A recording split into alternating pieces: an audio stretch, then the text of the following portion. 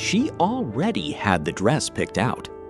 Blake Lively, one of Hollywood's most stylish, most talked about women, had chosen her outfit for the wedding of the century. Taylor Swift, Travis Kelce, July 3rd, Madison Square Garden. Somewhere between 1,100 and 1,200 guests, NDAs signed, security everywhere. A wedding so big, New York City's own mayor accidentally confirmed it at a press conference. Blake was that sure she'd be on that list. The invite never came.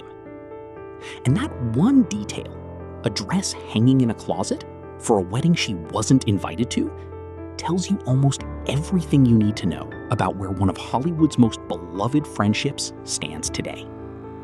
So, how did we get here? Let's go back to the beginning. The year is 2015. Taylor Swift is mid-tour, mid-era, mid-everything. The 1989 World Tour is breaking records. She is, at that moment, basically untouchable. Meanwhile, Blake Lively posts an Instagram caption referencing Taylor's Bad Blood music video. Fans immediately assume the worst. Shade, drama, beef incoming. Blake's response? She gets on Twitter and announces that she owns a, quote, Taylor Swift Please Be My Wife voodoo doll. That's how this friendship started. Not with a red carpet moment, not with a publicist-arranged photo op, with a voodoo doll joke on Twitter. A few weeks later, the two are spotted together in Australia, hanging out at a theme park. Taylor posts about it, Blake shows up at the concert, and just like that, one of Hollywood's most unexpected friendships is born. By 2016, Blake and husband Ryan Reynolds are at Taylor's famous 4th of July party in Rhode Island. By 2020, Taylor Swift is writing the names of Blake and Ryan's children into her Grammy-winning album Folklore. James, Inez, Betty. Real kids, real names. On a record that won Album of the Year. And at the Grammys, Taylor thanked them by name, from the stage. That's not a celebrity acquaintance. That's family. Taylor even became godmother to Blake's daughters. And in 2021, Blake stepped behind the camera to direct one of Taylor's music videos, I Bet You Think About Me. For nearly a decade, this was the friendship. Loud, warm, completely real.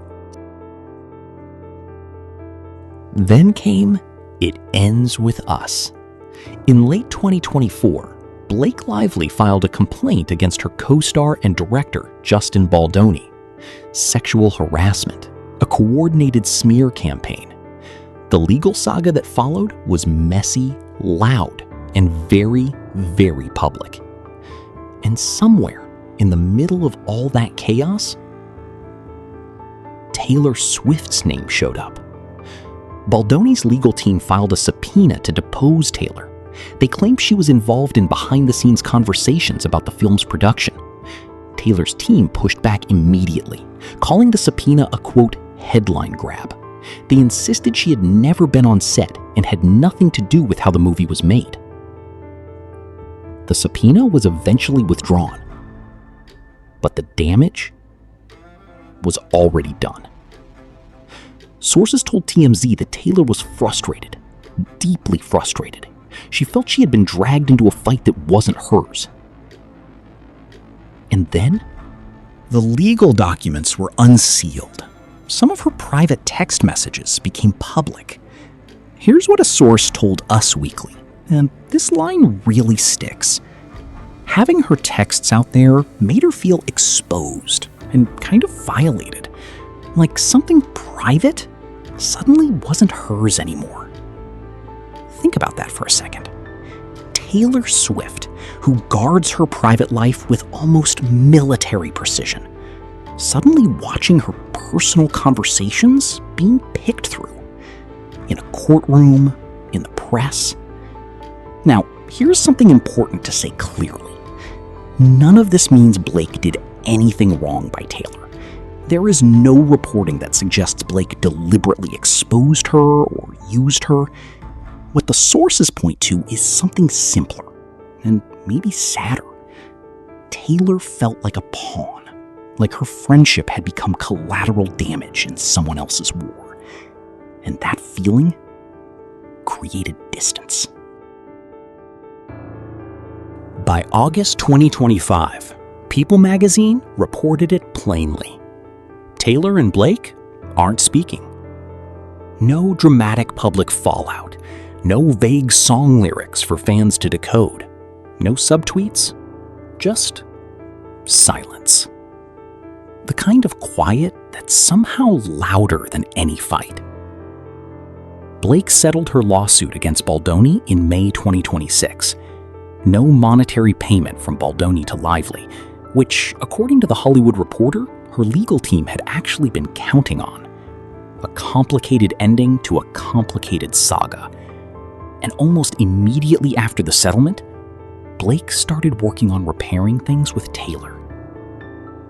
A source told the newsletter Naughty But Nice, and this is speculative based on insider accounts, not confirmed by either woman, that Blake was, quote, genuinely convinced there was still a path back.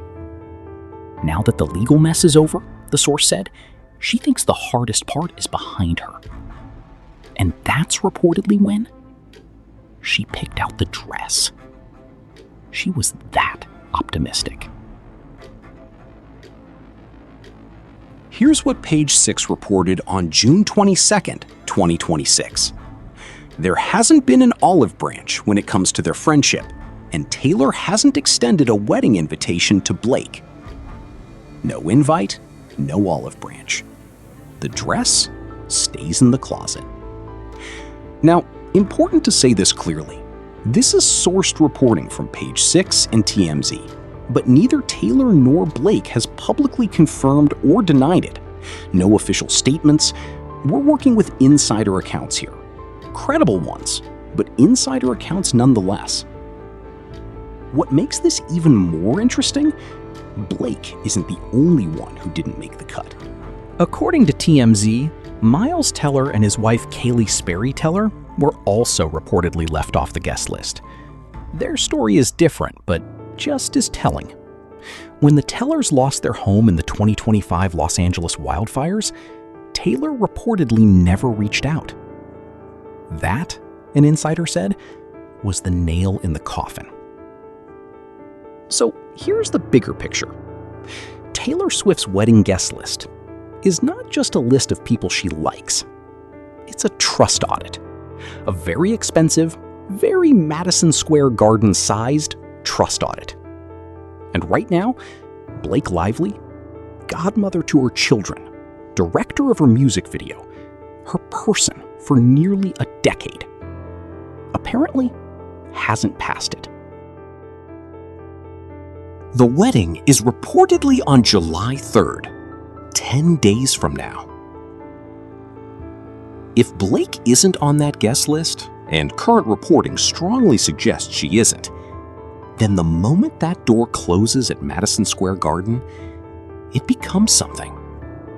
Not a fight, not even a breakup, just an absence. Very quiet, very permanent. A dress that went nowhere. Whether this friendship is truly over, or whether we'll one day see these two back at a Chiefs game, laughing like none of this ever happened, nobody knows. Not even, probably, them. But what we do know is this. In Hollywood, the friendships that look the most unbreakable are sometimes the ones most quietly broken. And sometimes, the loudest thing a person can do is simply not send the invite.